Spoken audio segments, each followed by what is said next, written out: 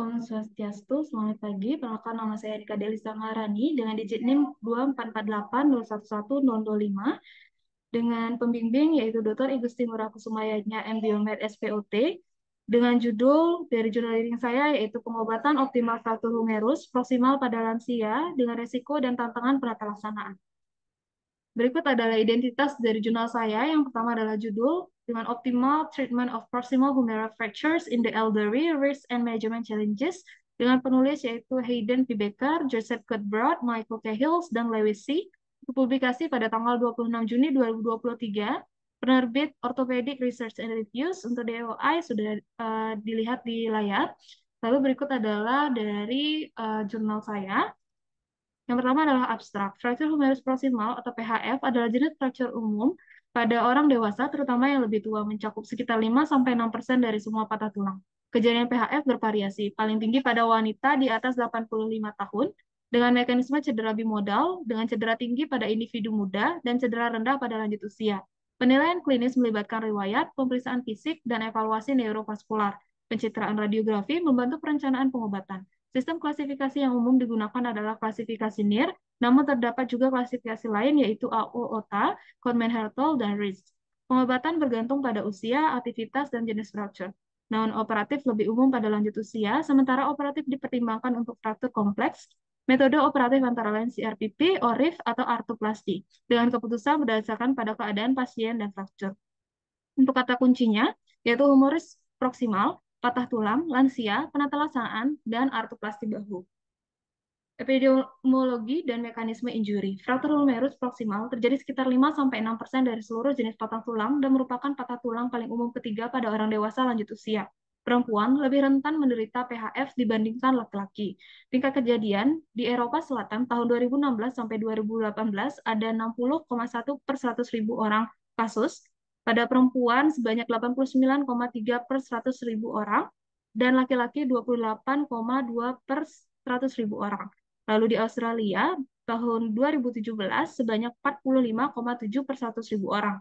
Mekanisme cedera PHF itu bervariasi berdasarkan usia dan biasanya bersifat bimodal. Dengan cedera berenergi tinggi, sebagian besar terjadi pada individu yang lebih muda dan cedera berenergi rendah pada individu lanjut usia. Penilaian klinis dan radiografi. Penilaian klinis melibatkan yang pertama adalah riwayat. Riwayat status fungsional pasien secara keseluruhan seperti tingkat aktivitas, penggunaan tangan, dan riwayat sosial. Untuk pemeriksaan fisik dilakukan evaluasi neurovaskular, di mana menilai adanya cedera plexus brachialis atau saraf aksilaris, di mana 2/3 dari kasus dapat mengalami cedera neurologis berkaitan dengan saraf aksilaris, suprascapular, dan radial. Untuk radiografi, di sini dilakukan dengan X-ray, CT scan, dan MRI, dengan pencitraan radiografi menggunakan proyeksi anteroposterior, true anteroposterior, scapularie, dan aksila. Selanjutnya adalah klasifikasi fracture. Yang pertama adalah klasifikasi NIR.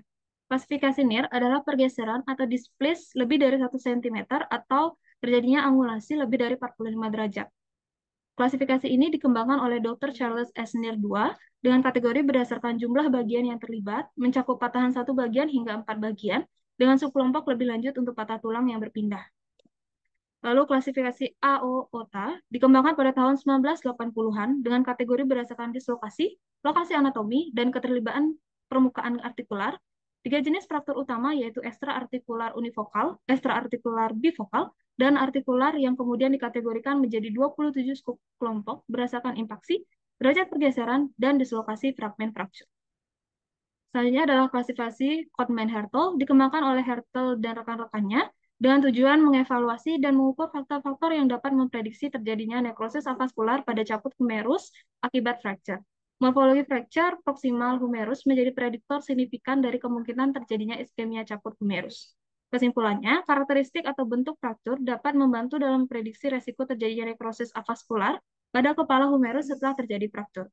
Selanjutnya adalah klasifikasi Ridge. Sistem ini berfokus pada fraktur yang terkena dampak varus dan valgus, memberikan wawasan tentang pola fraktur tertentu dan implikasinya terhadap pengobatan. Tata laksana dipengaruhi oleh faktor yang dapat memberi pemberian dari tata laksana. Yang pertama adalah usia pasien, kedua riwayat kesehatan, dan yang ketiga adalah klasifikasi atau morfologi fraktur. Tata laksana yang direkomendasikan ada berupa non-operatif serta operatif. Untuk yang operatif ada close reduction and percutaneous spinning, open reduction and internal fixation, open reduction internal fixation with an intermedullary nail, reverse total shoulder arthroplasty, dan hemial arthroplasty. Non-operatif, sekitar 65 hingga 85% PHF umumnya ditangani non-operatif. Perawatan non-operatif direkomendasikan jika kriteria berikut terpenuhi. Yang pertama, terdapat impaksi antara batang dan kepala humerus berada di tempatnya, angulasi bidang koronal minimal, perpindahan tuberositas minimal, dan keterlibatan permukaan artikular minimal. Untuk fisioterapi, dimulai sejak dini dengan idealnya dalam waktu 14 hari sejak cedera untuk meningkatkan hasil fungsional yang lebih baik bagi pasien. Selanjutnya ada imobilisasi. Beberapa pilihan untuk imobilisasi yaitu cuff and collar, standard sling, hanging arm cast, shoulder spica cast, and airplane sling. Imobilisasi dengan sling adalah pendekatan awal yang baik. Lalu komplikasi yang dapat terjadi yaitu necrosis avascular, malunion, non-union, cedera pada rotator cuff, dan shoulder stiffness. Operatif. Yang pertama adalah dengan close reduction and percutaneous spinning, yaitu CRPP. Keuntungannya adalah metode ini minimal invasif. Ini dapat mengurangi stripping jaringan lunak, menurunkan resiko nekrosis avaskular, meningkatkan tingkat union, mengurangi jaringan parut, dan menghasilkan hasil komestik yang lebih baik.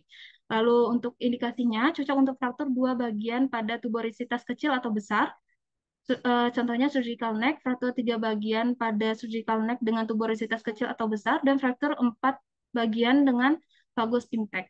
Untuk kelemahannya, prosedur ini secara teknis sulit dan memiliki komplikasi seperti migrasi pin, infeksi, protrusi pin, nekrosis avaskular, kehilangan reduksi, atau malunion parus. Kontraindikasinya tidak direkomendasikan untuk fraktur split head dan leher anatomis, serta fraktur dengan kualitas tulang yang buruk atau kognitif tinggi. Lalu berikutnya adalah ORIF, dengan keuntungan dapat menghasilkan reduksi yang dapat diterima dan fiksasi yang stabil, memberikan akses yang baik untuk fragmen tuberositas besar dan permukaan artikular. Untuk kelemahannya membutuhkan exposure yang signifikan dan memiliki resiko cedera saraf aksial serta komplikasi terkait fiksasi lainnya. Indikasi disarankan untuk pasien yang tidak memenuhi kriteria untuk CRPP, terutama untuk fraktur dengan dislokasi berat atau fragmen tanpa attachment jaringan lunak yang dapat direduksi. Lalu selanjutnya adalah open reduction internal fixation with an intermedullary nail. Keuntungannya memberikan stabilisasi internal yang baik dengan penempatan intramedullary nail dengan mengurangi resiko cedera saraf dan memberikan stabilisasi yang kuat untuk fraktur yang lebih kognitif. Kelemahan masih memerlukan exposure terbuka dan dapat terjadi komplikasi yang mirip dengan ORIF konvensional tergantung pada kompleksitas fracture. Lalu selanjutnya RTSA atau Reverse Total Shoulder Arthroplasty dengan keuntungan memberikan hasil yang baik terutama pada pasien lanjut usia dengan fraktur kompleks dan artritis serta pada pasien dengan cuff rotator yang buruk. Untuk indikasinya pada pasien lanjut usia dengan fraktur kognitif, dislokasi kronis atau artritis. Selanjutnya ada hernia arthroplasty dengan keuntungan alternatif untuk RTSA pada pasien dengan fraktur yang tidak dapat direkonstruksi atau pada pasien dengan fungsi rotator cuff yang masih baik, dengan kelemahan hasil jangka panjang mungkin kurang baik dibandingkan dengan RTSA pada pasien dengan cuff rotator yang buruk. Indikasinya, pasien dengan fraktur kepala humerus yang tidak dapat direkonstruksi atau pasien dengan kondisi cuff rotator yang masih baik.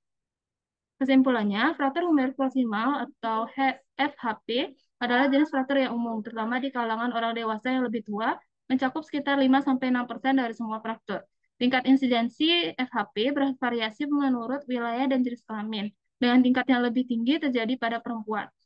Ketika mengevaluasi pasien dengan FHP, penilaian klinis dan radiografi yang menyeluruh sangat penting untuk menilai cedera yang terkait. Klasifikasi NIR yang paling sering digunakan.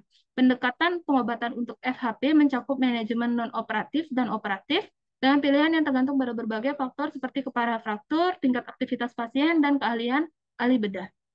Perawatan non-operatif adalah andalan untuk pasien lanjut usia dengan dislokasi minimal, sementara fiksasi operatif dapat dipertimbangkan untuk fraktur yang lebih kompleks.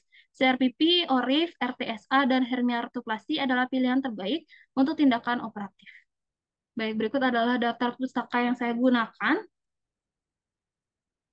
Sekian dari presentasi saya terkait jurnal reading. Mohon maaf apabila ada kesalahan kata. Saya tutup dengan Parama Santi. Om Santi Santi Santi.